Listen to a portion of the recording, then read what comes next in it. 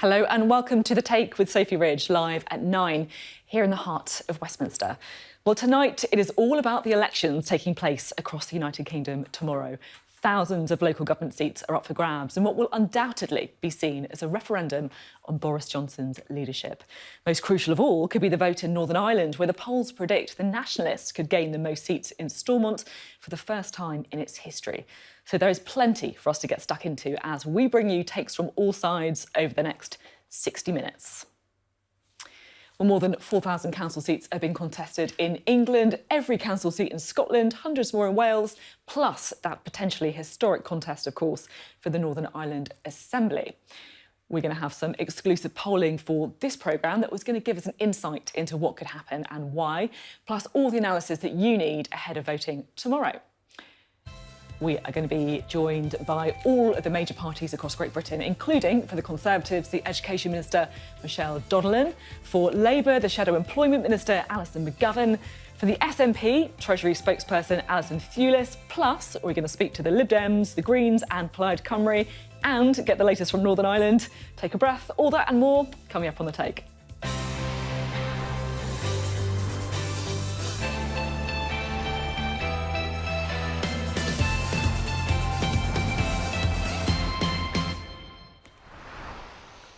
Good evening. Well, there are just 10 hours until polls open. I'm sure there are lots of nervous candidates doing a bit of last-minute campaigning, wondering if it's too late to knock on a door, and no doubt a few nervous party leaders too.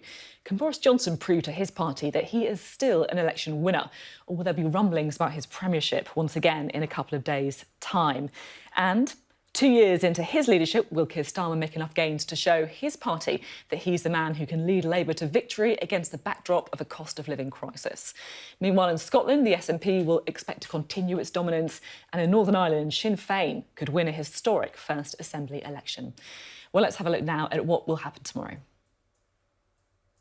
In England, 4,359 seats are up for grabs, including all of those in London. Every council seat in Scotland is also being contested. That's 1,226 councillors across 32 councils. In Northern Ireland, voters are choosing MLAs for the Assembly. All 90 seats are again being contested, and the election is going to decide the next First Minister. And finally, in Wales, there are local council elections too, with all 1,234 seats in 22 councils being voted on. We can start this evening by hearing from the Conservatives. We're going to speak now to the Education Minister, Michelle Donelan. Thank you for joining us. What would a good night look like for the Conservatives? Good evening, Sophie. Well, we're not getting into the business of predicting certain numbers. What we are doing is continuing to focus on knocking on doors. Obviously, it is, as you said, a little bit late now at 9 p.m, but we'll be back out again tomorrow, reminding local people of what we have on offer. My own finding and experience of canvassing up and down the country has really been that this is an election on local issues. Most people will be going to the polls tomorrow, voting on potholes and pavements, and which council delivers, which party will deliver for the best of them at a council level. We know that Conservatives offer you more for less money, and that's the key message that I would like to leave voters with today. So, are voters actually voting on local issues, or do you hope they're voting on local issues? Because it does feel as if Boris Johnson might be turning from an electoral asset into a liability for you. Would that be right? I think, well, my own experience knocking on doors has been that, yes, national issues do come up now and again, but predominantly it is local issues. This is a local election. Potholes, pavements, council tax prices, they all come up much more than national issues, because at the end of the day, people are voting for their councillors tomorrow. You can't say the Partygate word. What kind of national issues? Well, including that, of course. Also including what's going on with Keir Starmer at the moment, including the rising cost of inflation and costs that people are facing. All of these come up on the doorstep, but more often than not, it's about local issues, because this is a local election at the end of the day. I just want to read you a leaflet for a councillor called James Brewer. Now, he is your candidate in Burn Valley. On his literature, he says, "This Thursday, please don't punish local Conservatives for the mistakes made in Westminster. We are local and proud of where we live, and like you, we want the best for Hartlepool." Are you worried that some good councillors are going to end up being punished for, well, he describes it as the mistakes in Westminster? We know what he's talking about. He's talking about the Partygate scandal, isn't he? Well, we are midterm in the election cycle. We know that it would be unusual for a government to triumph home at this point in that election cycle. If you look at Blair's government, he hemorrhaged thousands of council seats at this point.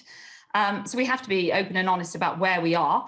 And obviously, council elections are not taking place across the entire country at the moment, but we will be looking carefully at those results tomorrow.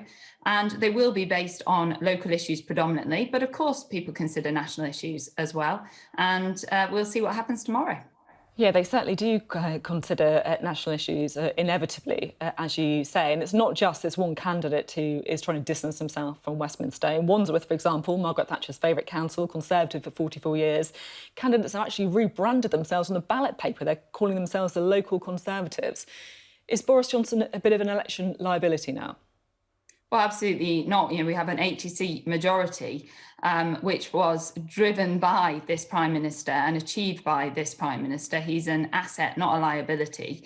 But I understand why councillors want to put local Conservative. They want to reinforce the message that they care about local issues. They care about potholes. They care about pavements. They're going to be working hard on all of those things that impact daily life and not be distracted. So it is important that you put the word local on an election leaflet. I don't think that symbolises anything more than that.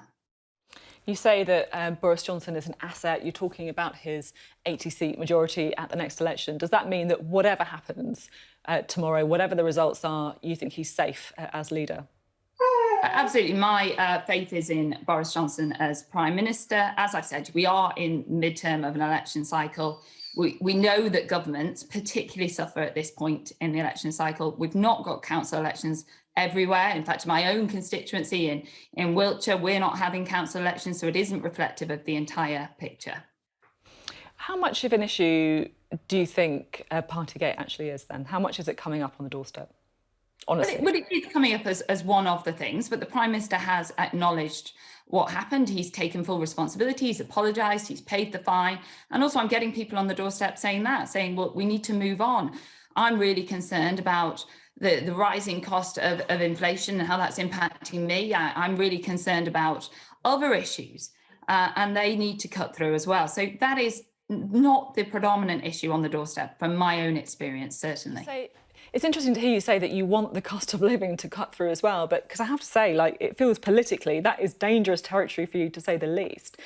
People are really, really struggling. Biggest fall in living standards potentially for a generation since records began all the way back in the 70s. You don't want it to be fought on that either, do you? Well, no, what I'm saying is that is a topic that comes up on the doorstep, but it's something that the people are saying they want to cut through because they want to be talking about those issues. Not just constantly when they turn on the telly, it's always about parties and what's happened in the past. They want to be focusing on what is impacting them today. So it is important as politicians that we're talking about the issues that affect our voters day in and day out. I think that's really important. OK. And just finally, I know you don't want to be drawn on, any numbers or anything like that. At the same time, there's a few flagship councils, particularly in London, isn't there? Wandsworth, Westminster, Barnet. How important is it to hang on to those councils? Look, we've done our very best throughout this campaign to get our message out there that Conservatives can deliver more for less. We have a proven track record, especially in those councils that you've referenced, including Wandsworth. I'm confident that when people go and vote tomorrow, they will consider that, and we will see what happens tomorrow. OK, thank you very much for being on the programme, Michelle Donelan. Thank you. Well, certainly the Conservatives, they're wanting to fight this local election on local issues. We can get Labour's take now on the elections. We're joined now by Alison McGovern. She's on the campaign trail in the Wirral. Good to have you on the programme, Alison. We just heard there from the Conservatives. What's a good night for Labour? We want to make progress. We want Labour councillors elected to stand up for their areas and to see really good quality public services. That's what success will look like. We've come a long way over the past few years and we want to continue that progress. You say you want to continue the progress of the last few years, but certainly it does feel, doesn't it, that if you look at the backdrop that you're fighting these elections on, you've got Boris Johnson, a Prime Minister who's been fined by the police for breaching COVID laws, you've got a cost of living crisis. Why aren't you doing better in the polls than you are? Surely you should be storming ahead. Well, let's see what happens when the results are in. But I would say, people care deeply about what the strength of their local communities, and councils are the backbone of their area. So I think every Labour councillor elected will be a very important champion.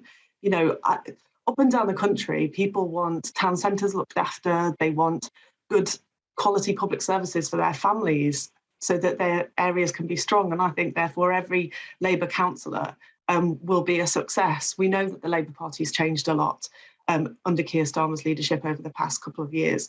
And on doorsteps, we've been hearing all kinds of troubles that people have been having, whether it's energy bills or challenges paying for the shopping. We know people are really under pressure.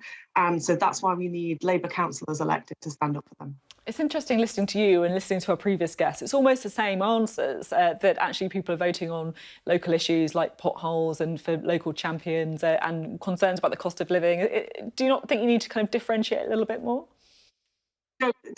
Don't get me wrong. The Prime Minister does get a mention, and not always in complimentary terms, I might say. People are angry. They're really angry about how they've been treated, about all of the things that happened during the pandemic, the waste on PPE and all of the ways in which people feel our country should have been treated better by Boris Johnson as a Prime Minister, and the disrespect that they feel that he has shown them. People are angry. But I suppose what I also believe is that Labour councillors are the best possible defence against that. Labour councils show that they can stand up for people and look after areas. And we saw that again in the pandemic, with as our mayors in my area, Steve Rotherham, doing a great job. So, of course, people are deeply angry with Boris Johnson, but also these elections really matter, because who runs your council is an important question. I want to talk to you a little bit about Durham. We've spoken a lot about, Partygate. There's an admission by a previous guest that Partygate was coming up on the doorstep in relation to the Prime Minister. But there are these lingering questions around what happened when Keir Starmer was out campaigning in Durham at a time when there were COVID restrictions in place. Now, he says, of course, no rules were broken, but, a curry for 30 people. Journalists effectively misled over whether Angela Rayner was there. What actually went on, and why does there seem to be this reluctance by Labour for being straight about what happened? Well, it was a different time period, of course. Keir Starmer's answered those questions this morning. And the main point is Boris Johnson's been fined by the police. We know that now. So we know what's happened. Of course, people want to know that the rules apply to everyone, and they did. And it's a very serious thing what's happened with the Prime Minister. So I think that the most important thing is for us to accept what's happened with the Prime Minister, and it is coming up on the doorstep. As you said, Sophie, this is an issue. Equally, in the elections tomorrow, I know lots of people will be thinking about who their local councillors are and that they stand up for those services that they need. You say that, it's a different time period. So I just want to look at the legislation on the COVID rules, at the time of this Durham event. This is the relevant section of the rules. It says under campaigning, the gathering consists of no more than 2 people, at least one of whom is a campaigner. Now, there are obviously more than 2 people at this event. 30 people reportedly have a curry, but there is an argument that there's an exception to that, and this is the exception that might apply. The gathering is reasonably necessary for the purposes of campaigning in an election or a referendum. I guess the question is sitting down to have a curry with 30 people reasonably necessary for the purposes of campaigning? As I understand it, they were working all day and took a break for some food, and then the work continued on. This issue has been looked at, and, Boris Johnson was issued with a fine, and the police have looked at this issue and dealt with it. you say that it's been looked at, but Durham Police seem to say that it's still being looked at. We've received a number of recent communications on the subject, which we're considering. That was from today. Yeah, that sounds to me like the response that the police would give. I mean, they are responsible for responding to any queries, as I'm sure they do in a very professional way. Boris Johnson has been fined, and this issue has been looked at, and the police are dealing with it. And I think that's, in the end, that is their job, and I'm sure they will do it professionally. OK, and then just finally, I just want to have a bit of a look about the kind of picture of where you're fighting. You're obviously fighting lots in London, where you already have, a lot of councils there, a very kind of high threshold, if you like. How important is it going to be for Labour to show that you're not losing ground, or you're perhaps making a bit of progress in the so-called red wall, in those areas where the Conservatives have been eating into Labour heartlands in recent years? Well, I'm not sure I kind of agree with this red wall terminology, Sophie. I mean, I think that places in the north of England, they're not all the same. They're not just one big so-called red wall block. So I don't really, accept that terminology. I think that there's lots of places across the country where Labour campaigners have been fighting hard. You mentioned London, in my own area, in the Wirral, people are out there campaigning. And the idea that somehow the north of England is just one big block that can be characterised in that way, I'm afraid I don't agree with. Fair enough. Alison McGovern, thank you very much for being on the programme there. Alison McGovern from the Labour Party. Well, a bit later in the programme, we're also going to be talking to the Scottish National Party, plus the Lib Dems, the Green Party and Plaid Cymru as well. But before all that, this could be quite interesting. We are going to have a look at some exclusive polling for this programme to find out a bit of a taste about what could happen tomorrow. We're joined now by our Deputy Political Editor, Sam Coates. Sam, what have you been looking at? So we've got the local elections tomorrow all across the country, but YouGov have been doing some modelling for us based on polling over the last week, telling us what they think about 16 key council races. Now, you can see that there are elections all over the United Kingdom. For the Stormont Assembly there in Northern Ireland, you've got all the councils in Scotland out, all 32 of them for the first time since 1997, 22 all out again in Wales. But what's different about England is that there are only some of the councils in England. They're often urban areas, including all councils out in London. So only 146, about half the councils are out in England. Now, if you look at that's the overall picture. So all out across every other country apart from England. Now, if you look at just the councils that are up for election here, we start running through what that looks like. Actually, the ones that are up for election on Thursday, tomorrow, are by a majority Labour. 62 councils are held by Labour, 46 by the Conservatives, 11 Lib Dem, 27 no overall control. Now, the point about showing you this, about the councils that are up for election on Thursday, is that you can see that more of them are Labour. So Labour already doing well where people are going to vote. So harder to make gains. Much harder to make gains. So now let's look at some of the calls that YouGov tonight are making. Let's start in London. London, one of the best areas for London. You can see already they've got lots of targets for the Labour Party because there are Barnet, Wandsworth, Hillingdon and Westminster, all held by the Conservatives. So if you look here at what YouGov say, you can see quite a lot of potential for the Labour Party. They think that Wandsworth, currently Conservative, now leaning Labour. That would be a very big result for the Labour Party.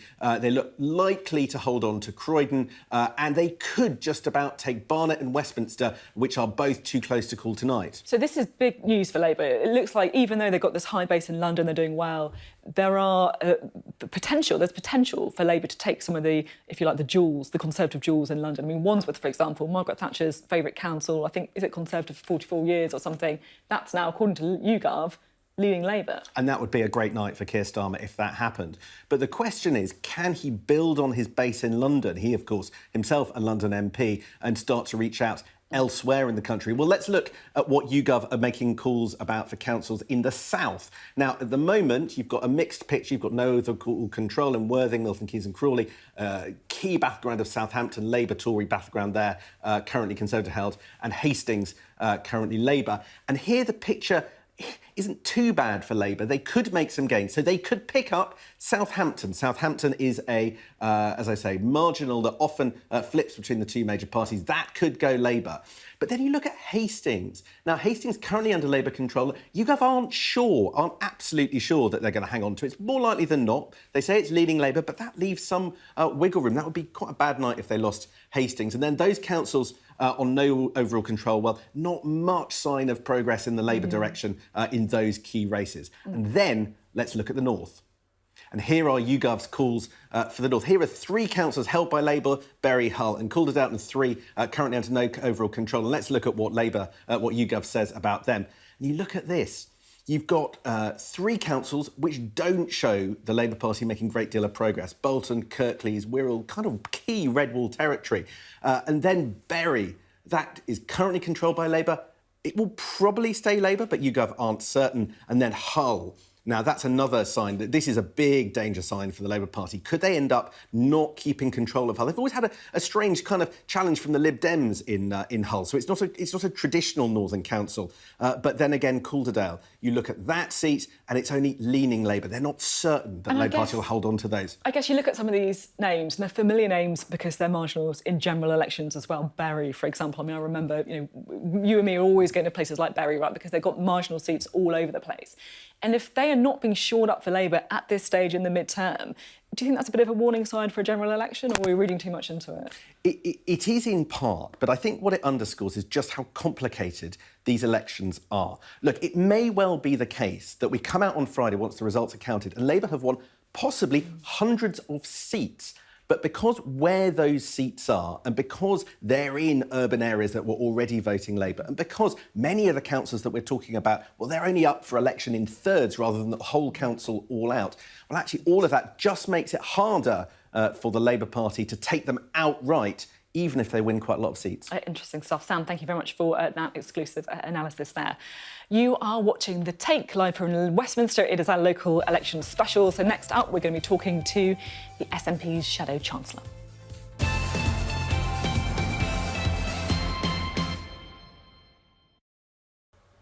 Welcome back live to Westminster. This is The Take. Well, all of the council seats in Scotland are up for grabs tomorrow, so the SNP will be hoping to keep its grip on power at all levels. The crucial battle, really, is for second place between the Conservatives and Labour. Well, we're joined now by the SNP's Treasury spokesperson, Alison Thewliss. Thank you for being with us. What does a good night look like for the SNP?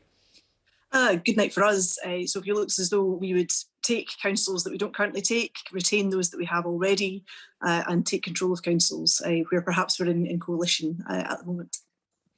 Well, people are also going to be looking at the race for second place in Scotland. The Conservatives defending, of course, a good performance back in 2018, or Labour. Could they overtake them? Who's your money on? Well, certainly the Conservatives don't seem to be doing particularly well in Glasgow. They had a little bounce in Glasgow last time around, but we're not detecting that on the doorsteps over the past few days, going around different parts of Glasgow. I've yet to find anybody that is telling me that they're voting Conservative. So do you think that that's part of the reason you're hoping to make some of these gains off the back of a poorer performance from the Conservatives? I mean, we're hoping to make these games on the back of a very positive message that we've got as well. Great manifestos that we have across all 32 different local authorities in Scotland, and we're hoping to make gains on the back of a positive message that we've got. But yes, there are people who are very clearly telling me in the doorsteps how fed up they are with the Conservatives at Westminster with their behaviour and with the way that they are failing to tackle the cost of living crisis. You say that you want to make gains off the back of the positive message from the SNP, but you haven't necessarily had the easiest run-up to these elections at the same time, have you? Lots of questions, of course, about this botched contract to provide 2 ferries that's ended up running 5 years late and tens of millions of pounds over budget. Now, I asked Nicola Sturgeon about this on Sunday. She told me that the government took the shipyard into public ownership in order that we could safeguard the future of commercial shipbuilding on the River Clyde, and we've secured that. And then she reiterated that message the next day, saying the shipyard would effectively have gone under without this contract. But the former owner of that shipyard, Jim McCall, has now accused Nicola Sturgeon of lying. He says that actually there was no danger of the yard going under at that time. So who's telling the truth here? Well, all of that, of course, is a matter of opinion. You can guess at what might have happened had a certain course of action been taken or not taken. But the Scottish Government did take the decision that those 400 jobs, and more fundamentally, that this industry on the Clyde was really important and it should be saved, because shipbuilding is important to Scotland. We want to invest in that. And it's important that we have those skills and that we retain those skills in yards such as Ferguson's. But Nicola Sturgeon didn't say it was a matter of opinion, did she? She said that the shipyard would have gone under. That's a problem, isn't it? I think that there's a very real case to be made that it would have gone under had that action not been taken. OK. Now, we spoke a bit earlier, and we've been talking a lot about Partygate. You say that, some of the dissatisfaction with the Conservatives have come up. We spoke a bit earlier in the programme to Alison McGovern as well about this event in Durham that the Conservatives say show that Keir Starmer actually breached the lockdown rules as well, some of those COVID rules too. He says he didn't, the Conservatives say he did. If you're a bit of a kind of impartial person in the middle, perhaps, maybe not, do you think it's mudslinging by the Conservatives, or do you think that Keir Starmer has questions to answer? I think it certainly suits the Conservatives to sling mud in the opposite direction, given quite the level of trouble that they are in. They've had a serving Prime Minister served with a fine for his behaviour for breaking the COVID rules that he set. And all indications would suggest that it's not going to be the only fine that he receives for parties in Downing Street, for the suitcases of booze that were wheeled into Downing Street during the course of the pandemic when everybody else was following the rules and doing their best to protect their loved ones. So it suits the Conservatives certainly to sling mud on this, but certainly the people I've been speaking to over the course of the past week aren't fooled at all. They know the score and they know what's going on. And I think the Conservatives, if they look closely at their own voters and their own constituencies, they know that too. OK, thank you very much for coming on the programme today, giving your take on what is happening in Scotland with these elections. Thank you. You're watching The Take. We are live in Westminster, and up next we're going to be speaking to even more parties hoping for votes in tomorrow's local elections. We'll be joined by representatives from the Lib Dems, the Greens and Plaid Cymru as well.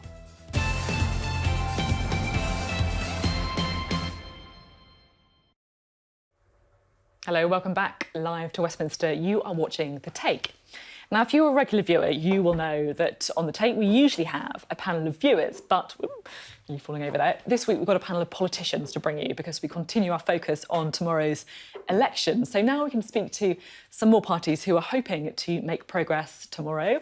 We're joined now by Christine Jardine of the Liberal Democrats, by Amelia Womack, who is the Deputy Leader of the Green Party, and also by Liz Saville-Roberts of Plaid Cymru. Hello to all of you. Let's start with you first, Christine, shall we? Christine Jardine. What does a good night look like for the Liberal Democrats? Well, good night is the same for us as it is for everybody else. It's more councillors, more councils, and an improved position, a reflection, we feel, of the increased support we are seeing across the country, and that would be a good night for us. Let's put the same question to Amelia Womack, shall we? Because the Greens have made some progress, haven't you, in recent years? What would a good night look like for you? Well, of course, breaking onto new councils, but moving into the opposition party in many of those. In places like Burnley and Reading, we have the opportunity to make such good gains, making sure that we are proving as well that the voices of communities are being represented, and that work that our candidates have currently been doing to ensure that they get elected as councillors is represented through those big wins. Last year, we won 99 new seats. We won even more councillors in that interim time between last year and now. And we are the only party that is really taking from both Labour and the Conservatives at this point in time. I can see you shaking your head slightly there, Christine Jardine, about taking seats from the Labour and the Conservatives. Are you disputing that, or...? Well, I think actually you would have to say that the Greens were the only people taking seats from the Conservative and Labour. You would have to count North Shropshire and Cheshire and Amersham by-elections, where we did quite spectacularly take parliamentary seats. And we are seeing people coming to us right across the country, and particularly in those areas where they're unhappy with the Conservative government, which feels completely out of touch with the burdens and the challenges which are being faced by ordinary families and pensioners across the country. And we're seeing that in Scotland. We're seeing that in the blue wall seats in the south of England. We're seeing that up and down the country. People are increasingly bored and annoyed and frustrated with the attitude of the Conservative government. OK. You can already see some of the kind of rivalry, perhaps, between your two parties over some of those votes coming through. Right, let's bring in Plaid Cymru at this point, shall we? Can speak to Liz Saville-Roberts. Same question to you. What's a good night look like for Plaid Cymru? Well, interestingly, we do things a little bit different in Wales because, of course, we did very well in the last local election, so we're keen to keep hold of the 4 councils that we've already run, and we are keen, of course, to increase the number of councillors. But there's a couple of things I'd like to talk about. One of them is the Common Ground alliance between Plaid Cymru and the Green Party in Cardiff, where we're working together. And I'd also like to just point the finger at Wrexham as well, where we have a strong set of female candidates, particularly going for it in Wrexham. But we really are doing things differently here in Wales. Plaid Cymru is working alongside Welsh Government with the cooperation agreement. And one of our flagship policies will be brought in local authorities in September, when we've secured £200 million extra in this year's budget to bring on universal free school meals for all primary school pupils. I just want to pick you up on that, because it is quite interesting how you are effectively putting these unity candidates forward, the Common Ground alliance. Is that a bit of a reflection of the fact that Plaid Cymru can't win without that kind of alliance? I think you're doing it in a council where you don't really have much representation. Well, let's look at it. So what politics is actually about. If we can bring about our policies and improve people's lives, and if you think about a policy like free school meals as a time of the cost of living crisis, if we can do that, then surely it's more of a question over the old style, old school adversarial politics that we have to operate in Westminster. That's not how politics operates in the rest of the world. So if we can come together on common policies, I think that's what people want to see, and that's what I'm being told when I go around canvassing. OK, let's talk a bit more about what you are hearing on the doorstep. It's always quite interesting to hear about the kind of issues that people are bringing up. Christine Jardine, when you're out door knocking, what are the things that people are talking about? They talk about cost of living, they talk about potholes, they're talking about Partygate. What is it? All 3 of those, actually.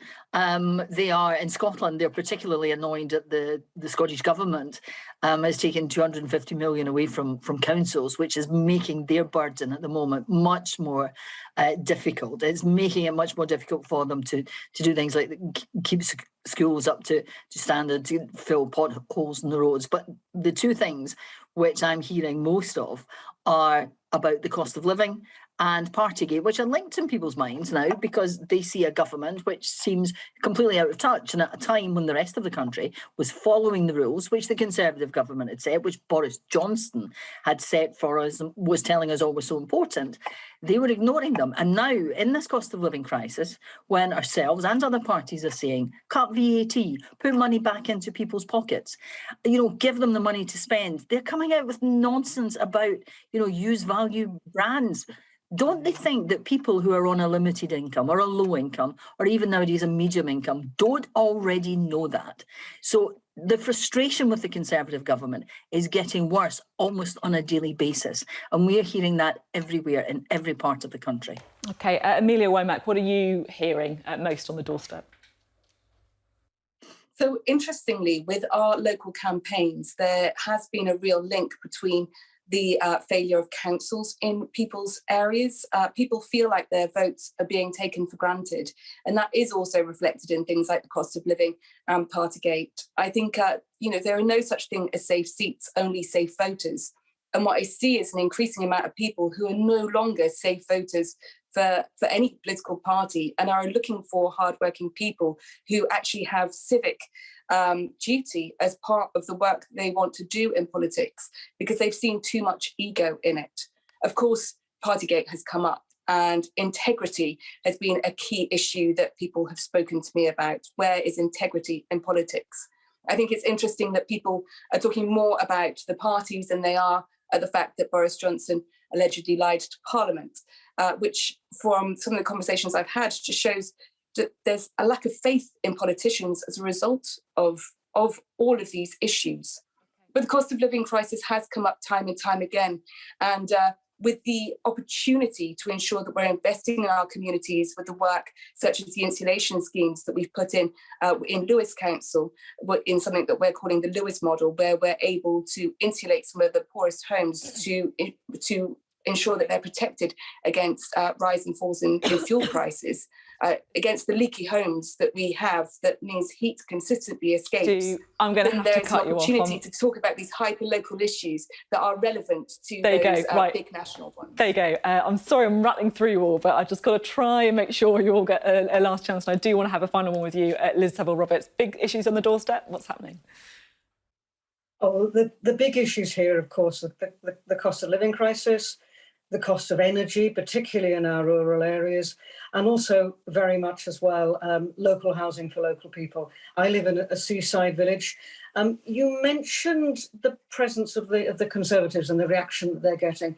Extraordinarily, the Conservatives have put up a candidate here in my county of Gwynedd who actually is a second homeowner, and their address is in Cheshire. Okay. So it gives you a sense, not only am I hearing from people that, in all honesty, Boris Johnson is now, he's a source of mockery. He's not taken seriously. He's a liability on the doorstep for the Conservatives here. And they put somebody with a second home up in rural Wales. There. Thank you every question very much for all coming on the programme today. 3 women there hoping for your vote tomorrow. We'll have to find out how those parties do, along with the rest of them as well. Well, and the biggest story tomorrow, however, could be in Northern Ireland, where people are going to be voting for members of the National Assembly in what could be a massive change for the country's politics. Polls suggest that Sinn Féin could be on the brink of a historic election victory. Our senior Ireland correspondent David Blevins reports. For some, there's only one election issue, the Brexit border separating them from Great Britain. But there are other pressing concerns, even in unionist heartlands. The protocol's big, there's no doubt that, but to me the housing issue is the biggest issue in this area. I like to see us getting equal equality for both sides. Yes, yes, and I think the number one factor is the living issue, the electric and the gas. What do they do for my community? They don't do nothing for my community. They only come round their door when they're looking their phone. Irish nationalists are poised for a historic victory, but Sinn Féin's Michelle O'Neill can only become First Minister if Unionists form a government with her. Father Martin McGill fears more political stalemate. He rebuked politicians at journalist Lyra McKee's funeral for not coming together sooner. Why, in God's name, does it take the death of a 29-year-old woman with her whole life in front of her? The priest says political vacuums are dangerous in Northern Ireland. I have to say my blood would run cold. I would put it as strongly as that, with the idea of stalemate. Stalemate here has left us in some very, very dark places. So if there's stalemate, that if our politicians refuse to do that, then they provide a ground where the likes of those organised crime gangs will flourish. In the last Stormont election, the Democratic Unionist Party won 28 seats, Sinn Féin 27, but the DUP is under pressure over Brexit. There are 2 more moderate parties, the Ulster Unionists and the nationalist SDLP, and Alliance, its middle ground vote steadily increasing. Freya McClements, Northern editor of the Irish Times, says a Sinn Féin win would write a whole new chapter here. It plays into the question of a border poll, a unity referendum, whether there should be a united Ireland, because that's the conversation that was put really firmly on the agenda by Brexit. That conversation is not going away. And you'll hear the DUP very vocal on this, saying if there's a nationalist First Minister, it brings that border poll closer. Brexit and the resulting border in the Irish Sea have been political game changers here. One driving nationalist demands for Irish unity, the other fuelling unionist fears about their place in the United Kingdom. And that creates the potential for this to be a defining election. For 100 years, Stormont elections have been won by pro-British parties. Victory for an Irish nationalist party holds out the prospect of real constitutional change. David Blevins, Sky News at Stormont. I'm sure we'll be hearing a lot more from David Blevins in the coming days about those all-important elections in Stormont. Meanwhile, live in Westminster, up next, we're going to be taking a look at some more polling for this programme to find out some of the issues driving people's votes tomorrow. Hello, welcome back live to Westminster. You're watching the election special on The Take. Now, we've got another set of polling for the programme, so we're trying to give you a bit of an insight into what could happen tomorrow and why. Now, have a look at some of it. Firstly, we wanted to know what the biggest issues were for voters. So you can see here the cost of living crisis coming out at number 1 on 57%, followed by the NHS, crime and policing, and then you've got the infamous condition of roads. This is the potholes that everyone has been talking about on the programme tonight. Next, we wanted to have a look at what voters thought of the main parties in local government. So you can see here that the Labour Party are perceived to perform slightly better in councils than the other parties. The kind of red section there on listening to people's views, value for money and so on. But an awful lot of people, frankly, don't actually know. And then finally, this shows what people think will happen once we have the results of tomorrow's votes. Just an indication of what people think. The majority of people expect a bad night for the Conservatives. They're 55% saying that they think they will lose more than win. And Labour, people think just about will do about the same or perhaps will gain, will actually end up gaining more than they lose. That's 38% there. Now, that polling for the show came from Ipsos, so let's talk a bit more about the findings with its Chief Executive, Kelly Beaver, who joins us now. Everyone on the programme tonight has been saying that it's all about local issues, it's about potholes. Do you think that's true, or what do you think are the issues people are voting on? So the overriding issue is clearly cost of living, and that comes through not just in the doorstep conversations that your MP panels were having earlier, but in this survey and this study that we have conducted on behalf of Sky News. But beneath the surface of that, it's a real mix of local and national issues, Sophie. And we do see local just ahead of national in terms of what people say is going to be important in what they vote for. Issues like housing, local transport, bin collections, and the infamous potholes ahead of some of those national issues. But government performance and perceived government performance is still in the mix there. And we see 4 in 10 people saying that will influence their vote. And also the perception of the national party leaders. Again, 4 in 10 saying that will influence their vote tomorrow in a local election. So it is a mix, but definitely this is a local election and local issues are definitely at the fore. Talking about the national leaders there, as you did, the very first interview on the programme, Michelle Donelan said that Boris Johnson is still an asset to the Conservative Party at elections rather than a liability. Do you think she's right?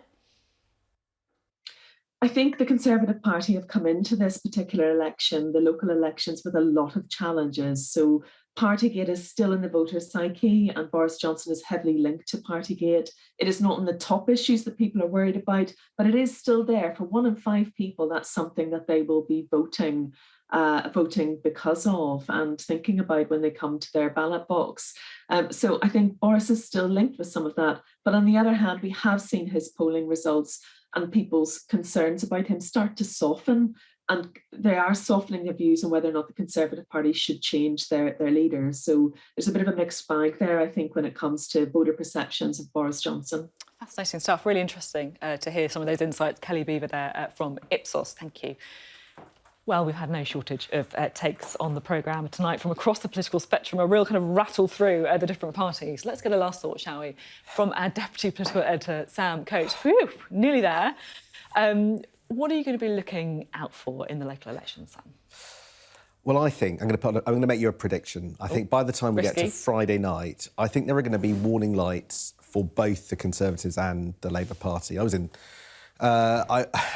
was up in Peterborough today, and it just struck me that people have made up their mind about Boris Johnson, but just don't know enough about Keir Starmer. And looking at some of that polling that we saw earlier in the evening, those projections, I don't think anybody's going to come away particularly happy with the results. But I think the other thing that's going to happen is politics is going to speed up enormously after Thursday. We've got a Queen's speech next week. That's going to trigger a fight with the European Union. Huge questions about how much Treasury money goes behind the cost of living over the next few months. You've got inflation possibly at 15% by the autumn, energy bills at £4,500 a year. These are things that are inconceivable to us today. Ministers only just starting to grappling with them. I think we've all got to hold on to our seats. And it's in that context that essentially parties have to work out whether to retain their party leaders. And perhaps, as you say, two men who end up not quite have done enough to allay some of the concerns from their party. Sam, thank you as always. Big show for us tonight. That's it for The Take. I'll be guiding you through the local election coverage right here on Sky News on Friday. Of course, we'll have all the news from Northern Ireland as well coming up. Next up, it's Sky News at 10.